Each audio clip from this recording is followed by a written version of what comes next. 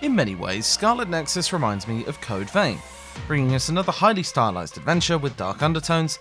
Bandai Namco Studios' latest post-apocalyptic action RPG has finally arrived, presenting an alternate reality where most of humanity is born with extrasensory abilities, amplifying these powers through technology. I thought it looked promising, so now it's finally here. I'm happy to say Scarlet Nexus delivers. Starting off in the city of Nukamuka, we find a world threatened by others. Creatures who sustain themselves by feasting on human brains that are born from the extinction belt. Using a dual protagonist approach, you play as either Yuito Sumeragi or Kasane Randall, two psychokinesis users freshly recruited to the Other Suppression Force, also known as the OSF. Rather than offer a single storyline that swaps out these protagonists, Scarlet Nexus contains two individual stories as both characters are placed within separate platoons. Soon after beginning, we're called into an aptitude test to assess combat skills, with each character employing different strategies, making for a good introduction. Kasane uses ranged abilities, summoning psychic knives alongside basic strikes, while Yuito is better suited for close range thanks to his sword. Both can launch environmental objects at foes using psychokinesis, tapping into a limited psychokinesis gauge that's recovered by landing basic attacks. As part of the EXP system, new abilities are learned through the brain map, a skill tree split into 5 paths that provide brain points when leveling up.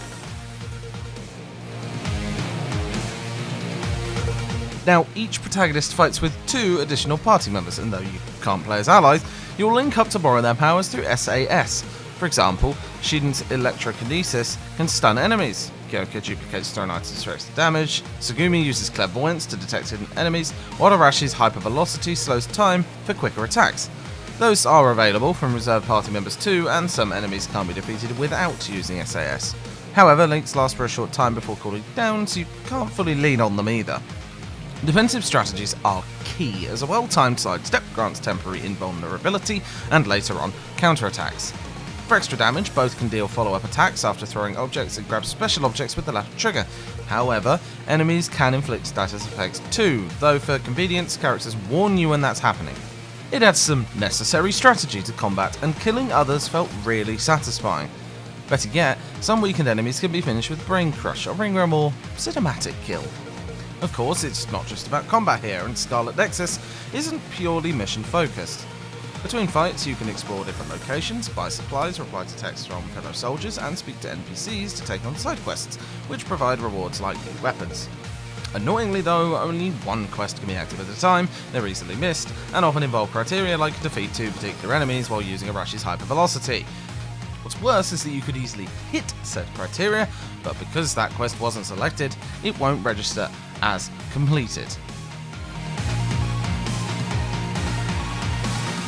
You'll unlock hideouts too, which are home to standby phases between missions, and they bring some crucial character development. Here you could talk with teammates, gift items, and accept bond missions to develop said relationships with other characters.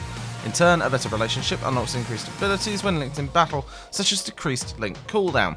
These segments do an excellent job developing our squad mates, even if they often fall into the usual anime cliches.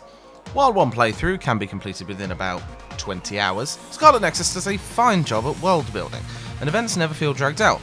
It's certainly not horror, though, spoiler alert, it does explore several unsettling themes like human experimentation, adding to an oppressive atmosphere. That said, Yuito's half of the game feels a bit flat, and while I wouldn't call him boring, Kasane's character is just better written. Ideally, you should play both stories, but they ultimately converge anyway, meaning you could understand almost everything by playing one campaign. That's all boosted by a solid visual presentation, reminiscent of Code Vein that heavily leans into the red-black aesthetic. Taking a comic book style approach for cutscenes, those are often presented like individual panels with a talking head over it, though full cinematics are reserved for more pivotal moments. While the soundtrack isn't much to write home about, it complemented this stylish aesthetic well. Ultimately, Bandai Namco has done a fine job with Scarlet Nexus, and there's an entertaining action RPG within. There are small flaws like a lacking side quest system and those minor story issues, but thanks to in-depth combat and an engaging story, it can be invested until the end. It's a step up from Code Vein, and whichever playthrough you end up choosing, if not both, Scarlet Nexus comes highly recommended.